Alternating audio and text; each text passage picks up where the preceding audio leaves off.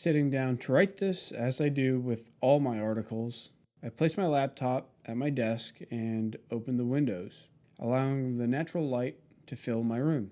It has become a pre-writing ritual of mine, though it didn't start that way. I'd been playing guitar for years before I even started Evolve Point 2, and I would do the same thing right before I practiced. I couldn't explain why, it just felt right. After exploring the literature on evolutionary psychology, it became clear to me why this ritual is so intrinsically satisfying. A central tenet of evolutionary psychology is the concept of an environment of evolutionary adaptiveness, or EEA. Put simply, an EEA is defined by the features of the environment in which a species evolved and is adapted to. Many shark species' environments have remained relatively unchanged for millions of years. There is no dissonance between their EEA and their current environments. As a result, they have reached apex predator status and experience insufficient selection pressures to change biologically. This is not the case for humans.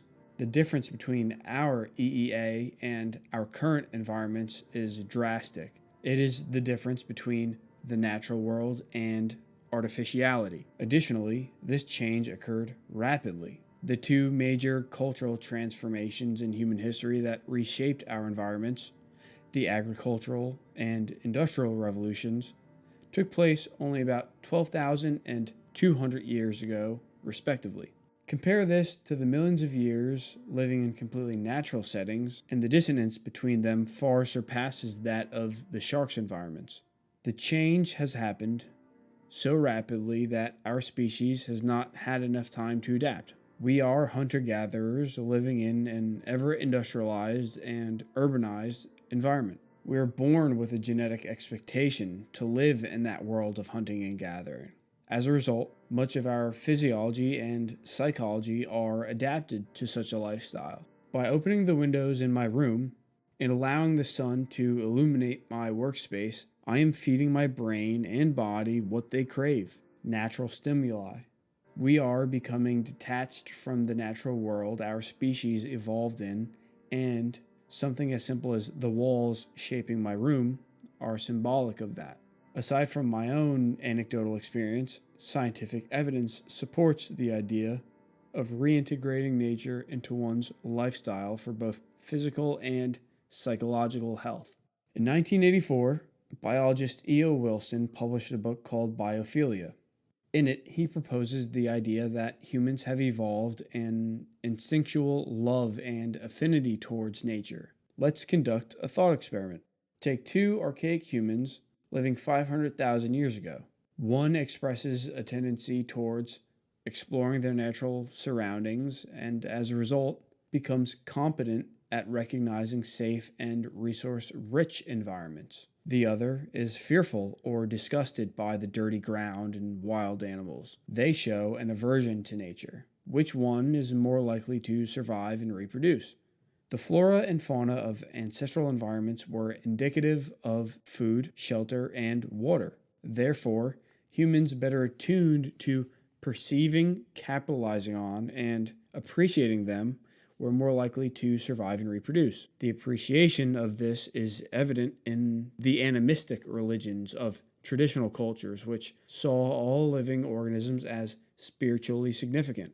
This was the original state of Homo sapiens. Before living in environments our cultures have gradually constructed. The original human-nature relationship was not mediated by cultural intervention. Researchers Giuseppe Barbiero and Rita Berto argue that there have been three stages of the human-nature relationship. The latter two were caused by major cultural events, which seriously changed this relationship. The first stage is what we just discussed. Throughout the Paleolithic, which dates from around 2.5 million to 10,000 years ago, groups of nomadic hunter-gatherers explored lands far and wide. They used nature to their advantage, while simultaneously becoming more biophilic towards it, more in love with the life that surrounds them. Next was the Neolithic Period. This is marked by the transition from hunting and gathering to agriculture. Here, we begin to domesticate animals and plants. This changed our perspective on nature. The living things we produced and bred were seen as more valuable than wild beings. Big cats and weeds became threats, eating our cattle and choking our crops. We developed a bias towards the living things that we engineered. The transition from rural to urban environments following the Industrial Revolution in the 19th century brought about the third and final stage in the human-nature relationship. Urban environments are defined by a lack of nature, whether wild or domestic. The farms which replaced the forests were then replaced by city blocks. Ever since, humans have become more detached from nature. We find ourselves in environments completely constructed by cultural means. As a result, the feelings of biophilia began to atrophy. Many cultures still live in close proximity to nature. The Hadza hunter-gatherers of Tanzania forage for natural plants and wild animals. The Maasai of Kenya are pastoralists, raising herds of cattle. However, most modern cultures in the West have reached that third stage, with no sign of turning back. We have distanced ourselves from nature so quickly and so dramatically that we are likely experiencing negative consequences as a result. We may not be conscious of these ramifications, but science is starting to point to the benefits of reestablishing a relationship with nature. Studies, especially in the world of psychology, support the concept of people having a natural tendency to gravitate toward nature. Some of the earliest work on this was performed in the late 70s and 80s. Included were the findings that young children have an innate preference for African-like savanna landscapes. People prefer landscapes with flowing water and vegetation over naturally barren scenery. And viewing natural scenery is accompanied by greater emotional benefits than urban scenes. More modern research has come to similar conclusions. A literature review published in 2009 looked into the negative health consequences associated with the visual absence of things like plants in our everyday environments. The author stated that interacting with nature can offer positive effects on health and well-being. The evidence includes studies on outdoor activities, therapeutic use of nature, having a view of nature, and adding plants to indoor environments. Importantly, they framed their review in the context of evolution, arguing that the mismatch between present and past human environments can account for the discord people experience when not in the presence of nature. Another team of researchers published a meta-analysis in 2022, looking at 49 different studies that tested the emotional effects of nature on humans. They concluded that exposure to nature has a medium to large effect on increasing positive emotion and decreasing negative emotion. They too attribute this to the evolved affinity humans have toward nature. These studies are primarily investigations into the psychological effects of nature, but there are physiological benefits too.